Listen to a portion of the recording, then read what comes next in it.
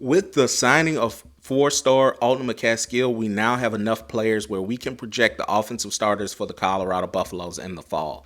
Now, this can change in training camp, especially with the JUCO and the walk-on tryouts coming out. But right now, we have the starters for a very explosive offense as Shador Sanders, Alden McCaskill, Kavoski Smoke, Jimmy Horn Jr., Xavier Weaver, Travis Hunter, Louis Presario, Gerard Christian Linton, Landon Beebe, Van Wells, Tyler Brown, and Savion Washington.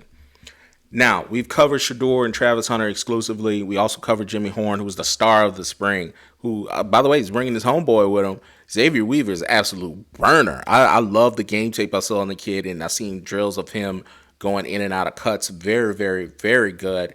Very excited to see that kind of firepower with their offense.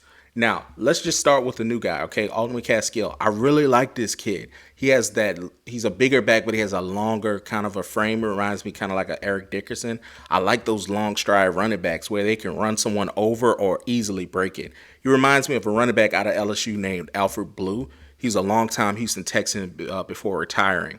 And it's crazy because that's where he ended up transferring from. Alden came from the University of Houston, where he was a stellar freshman, earning all conference honors in 2021. He was injured in the following spring, and that injury made him miss the 2022 season. He should be fully recovered and ready to go. I envision him being eventually the bell cow, especially when the weather gets colder. One thing I don't miss about having to tackle bigger backs in the cold, they can just really make you reconsider tackling when they're running the ball towards you. It is not something you want to do, and it's not absolutely fun. I think the running back room has incredibly changed just like that in the spring. You already have Dylan Edwards and Kavoski Smoke and boy Charlie there. Now you bring him in. It's definitely going to be a running back by committee, but I remember Coach Prime sitting down with the running back saying, if it's 4th and 1, who's going to get the ball? And no one said a thing. I think Alton's going to definitely say something. He's a absolute stud. Next, we have the tight end that beat out Zico Trior, Lewis. It is my understanding the coaches trust him at the point of attack and pass blocking. He's 6'5", 250. He was a 3-star out of the historic Palo Alto High School in Cali. The kid can play, and he's used to bigger games. Other channels have covered Kavoski Smoke and Dylan Edwards. Like I said, Will Off has covered Tyler Brown, who's an absolute dog. Gerard, the left tackle, is 6'10", 315. So I think Shador Sanders will be covered on his blind side. The other right tackle is 6'8", 320. Savion Washington. He came from Kent State with Coach Lewis. So I definitely see the Colorado Buffaloes being able to win in different ways. They can run the ball, throw it. The question will be, can they win games ugly?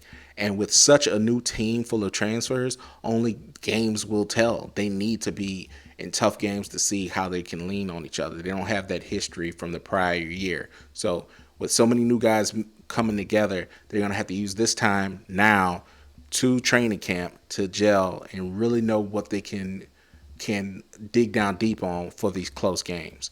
The 10 to 17 games, the games where the offense just can't get anything together, the turnovers, there's penalties.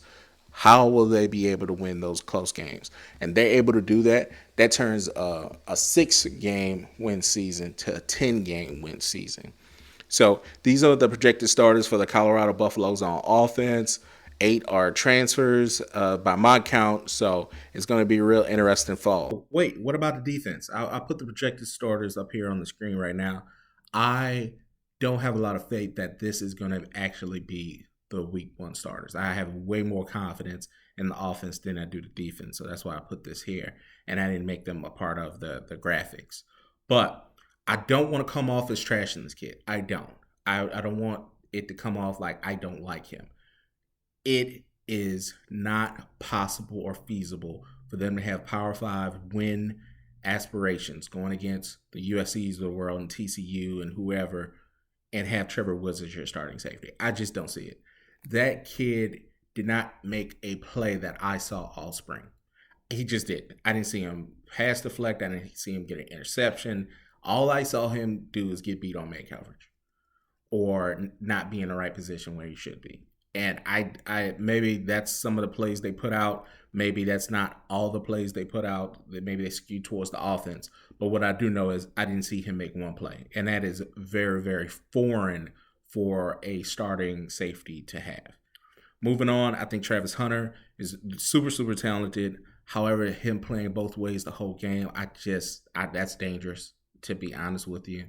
I think he's going to play a significant portion of the defensive snaps, but I don't see him, playing throughout the game. So can he really be a starter? But Carmani's going to really help with that. They're going to need him.